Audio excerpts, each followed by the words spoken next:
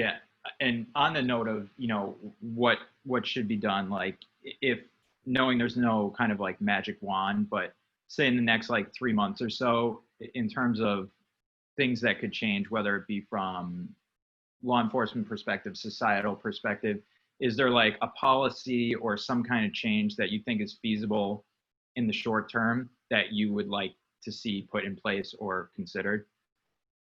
Yeah, like listen, I think police officers, um, they have a very, very difficult job day in and day out, right? The same thing with those in our military, armed forces. They have a very difficult job day in and day out. And the notion of abolishing the police, which I don't think people are really saying that or really believing that, but that's kind of like been how things have been spun in the media. I think that training is obviously going to be key, but I also think that if you're not from a particular area and you're policing that area, you're probably going to know, you're not going to know what's really going on, the issues there, right?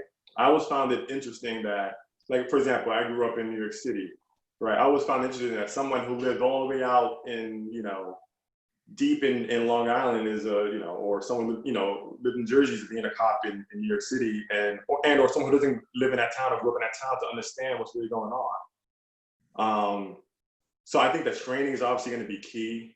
I think that actually seeing Black and brown people as human beings, that's why I come back to the whole thing. It's like, no, you're supposed to see that person as an American, not just as a Black American. And then also, I think that it has to be more of a community policing type of law enforcement, where it's that you work with the community. Because the majority of people in any community, and I believe this, I may not be right about this, but I think that they want the community to do well, right? They want the people in their town to do well. They want the kids in their neighborhood to do well and to come back and better that community. I think that's the case in every single hood in the world, right? I don't care where you are, because everybody wants their kids to do better. So, but if you can't, that can't happen if those kids and those people living in those communities are afraid of the police, right? They can't be. Like, they have to be able to say, like, I want to work with the police. I think that the police actually, I'm a little bit different. I think police officers should get paid more, but just have more stringent, and strict training and rules, right? Like, for example, you wouldn't want me flying your plane, right? Because I'm not trained, right? Like, I want someone who's highly trained, highly skilled, flying my plane. So you should make it harder to become a police officer because it is a grueling job, and you should hire the best of the best. That's what we do with our military, right? We get the best of the best. Yeah, you have some outliers here and there, but you weed those out by having more stringent type of training.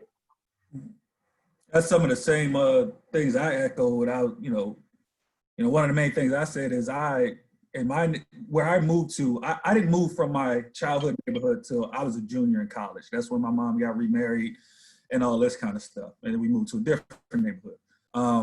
But, being in one place for 20 years, like, you would think I'm familiar with one of the cops who policed this neighborhood. Like, when I come home, like, somebody should be able to say, hey, that's Bird he goes to Boston College. Like, if he's passing through, he's probably just walking to the rec like, he's not getting in any trouble. He's but I've had, like I said, my incidents have happened coming back home, when things happen. Like, I've been to school, I've done summer school, I got to go back home for 6 weeks because you guys know how it is. And, that's where you may run into an incident with the police and, like, who are you? And, like, I was telling these guys, like, now I got to explain this dude, like, I grew up here. I mean, I haven't been here the last 8 months, and that's because I'm doing something productive with my life. But, if you were from this neighborhood or, something like that, then that and not, like, approach me like a criminal, Yeah, there should be, there should be, I don't know how they do it, but there should be a rule where, like, you got to be from a certain zip code to police that area. Like, or they're really close by, because this is the only way, because you're going to care about the community a lot more if you're from that community than if you're from somewhere completely different and you're just thinking, I'm gonna get paid 50 grand a year and then I get my pension if I just ride this thing out. You're not gonna care as much for that community. Don't get me wrong, some do.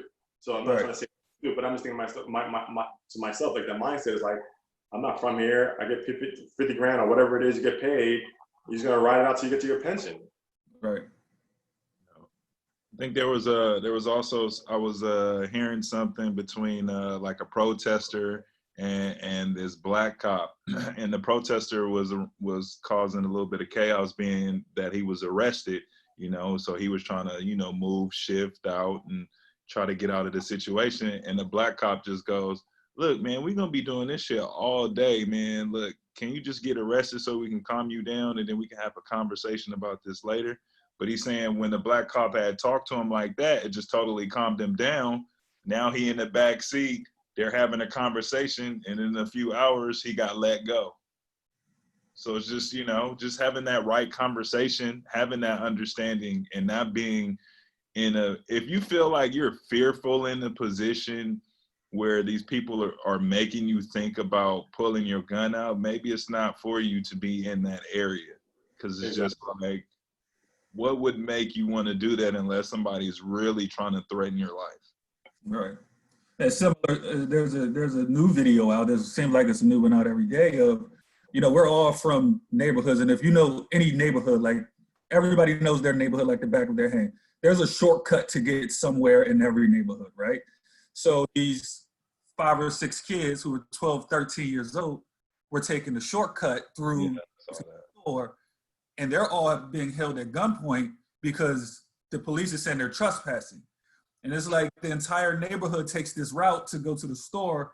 It's been like this for years, but you know, kids, like, they're not, like I said, 12 and 13-year-olds, it was like 5 or 6 of them sitting there at gunpoint over walking through the neighborhood cut, as we call them, like, you know. And again, if you're from this neighborhood, you know that's the way people walk. Some of the stuff isn't right, but you know how it is. Somebody's gonna cut the fence, you know, slide through the fence, and we go into the store. That's just what it is, and like, no malice, no harm, and no one needs guns drawn on them, you know, for going to the store. Like, this is the shorter way. Yeah.